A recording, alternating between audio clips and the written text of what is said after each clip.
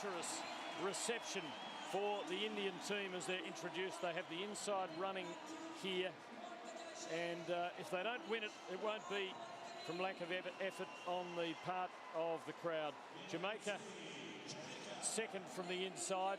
Oral Thompson to lead off for the Jamaicans. Spence, Robertson and Cunningham to run the subsequent legs for Jamaica. England, which has produced so many great 4x4 teams and contributed to so many great British teams.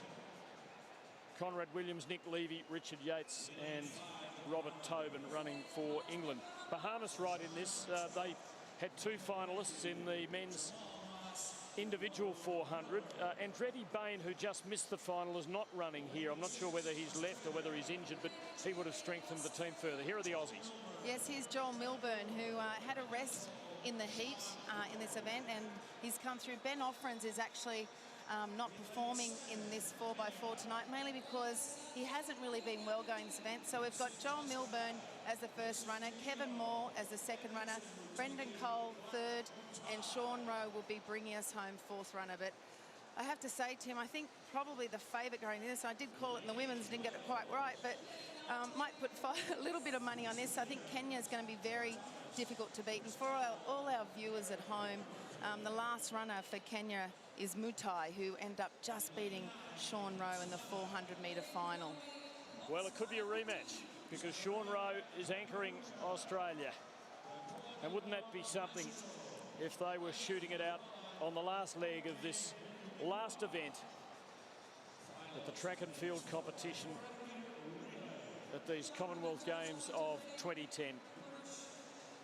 We've got to remember that a few of these athletes have done rounds through these championships, and you know it's been pretty difficult conditions, so they would really, it's going to come down to the tough ones, the ones that have done that hard training to be able to back up and do yet another hard 400 metres.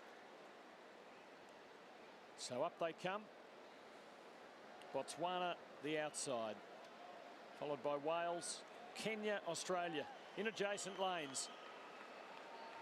Australia right in this with a chance. Joel Milburn, Kevin Moore, Brendan Cole, Sean Rowe. Not quite the team we would have imagined at the start of the games. Let's hope they can fly the flag here. Last event in track and field is delayed, like quite a few that have gone before over the last week. Yes, Joel Milburn actually put his hand up there because of the noise of the crowd. The last thing you need is a full start in a 4x4. It was a pretty smart move. It is difficult because we've got a massive crowd here tonight and they need to learn just to be a little bit quiet at the start. Was Kenya the fastest qualifier? 3:03.66, but this is the final and everyone is giving it all they've got. Tremendous crowd in on this last night. Crowds have built up as the track and field competition has worn on. And let's hope we get a fitting climax here. And it'd be nice to see India involved in it.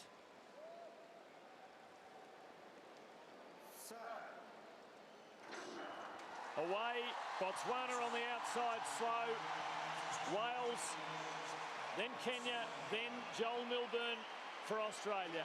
Then it's Bahamas, England, Jamaica and India on the inside. This long stagger and the margin between the outside and inside divisions as they go through the 200-metre point is 50 to 60 metres. It's always difficult to see who's actually winning at this stage because there is a massive stagger, and as you'll see when they pass the baton to the second runners, it can make a big difference. And Joel's really kicking home here, and that's what he needs to do. He needs to set it up for the Australian team to make sure that they can get up there in the top 2 or 3. Good first leg by Botswana on the outside. Milburn finished better of that leading division, and England came on strongly in the last 50 metres. Conrad Williams came from nowhere, and all of a sudden it's England, Australia 1-2, and Bahamas in fact working through on the inside of Kevin Moore running the second leg for Australia. Now Kenya getting into it too, so the heavies are there. England, Bahamas, Kenya, Australia, Botswana, the race on. Kevin's got to really hold his position here. This is his first experience at a Commonwealth Games, and at this level he's only 19 years old, but he's just got to make sure that they don't get too far away from him. So coming down to the second change, and Bahamas have opened a nice gap. Second leg run by Michael Mathieu, who was one of their 400 finalists. Good change by the Australians. And scampering away with the baton is Brendan Cole, and the Aussies are right there. Bahamas, Australia, England, Kenya, Botswana and Wales, and now Jamaica getting into it too. 7 of the 8 are right there in contention. Robertson of Jamaica running a frenzied first 200 metres as Australia get to the front, and this is a great effort by Brendan Cole, finalist in the 400 hurdles. It's an awesome effort by Brendan Cole. Botswana really slowed down that pace, and he thought, this is my opportunity to go, and he is kicking. Had a fabulous first heat, and now he's bringing this home. This is very exciting, Tim, for Australia. Every metre counts here. Sean Rowe to take the baton. He's going to have 5 or 6 metres on the man who beat him by 1/100th of a second in the final of the 400 metres. Sean Rowe and Australia in the box seat. Australia, England at 7 metres or so to Kenya, then Bahamas and Botswana. Sean Rowe is on fire. He has to just hold his form completely. He knows the guys are coming behind him, and he just has to make sure that Mutai doesn't get anywhere near him, because we saw in the 400 metres what a great finisher Mutai is from Canada. What a responsibility here for Sean Rowe. Probably running a bit conservatively to the 200. He wants to have something in the tank. It's Tobin of England. It's Mutai of Kenya. Rowe, though, boots clear in the straight. Mutai trying desperately, but he's not going to get him from there. The Australians haven't won. Sean Rowe gets the line. He gets his gold. He gets his gold. Kenya probably got the silver. England the bronze. Gold to Australia in the last event. What a great climax. That was absolutely sensational. Never underestimate the Australian team, Mel Gainsford-Taylor. That was extraordinary. They should be so proud of them. They all ran a beautiful leg, and it's just great to see us